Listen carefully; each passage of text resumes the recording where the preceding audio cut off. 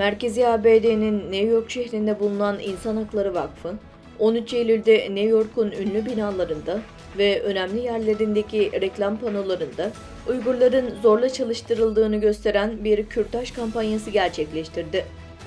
İnsan Hakları Vakfı'nın Brooklyn Köprüsü ve Hightower gibi New York'un ünlü binalarını gösteren görüntüleri, izleyicileri giydikleri modanın ardındaki hayat hakkında düşünmeyi zorladı. Sundukları veriler arasında Çin hükümetinin cinsel şiddet, zorla kısırlaştırma, kitlesel gözetim ve işkence, zorla çalıştırma ve diğer insan hakları ihlalleri de dahil olmak üzere Uygurları kamplarda ve hapishanelerde kitlesel olarak gözaltına alması yer alıyordu.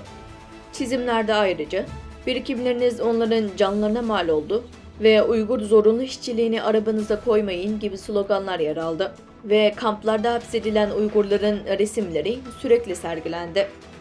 New York'taki moda haftasının 7 Eylül'den 13 Eylül'e kadar sürdüğü ve dünyanın dört bir yanından birçok ünlü markanın katıldığı ortaya çıktı.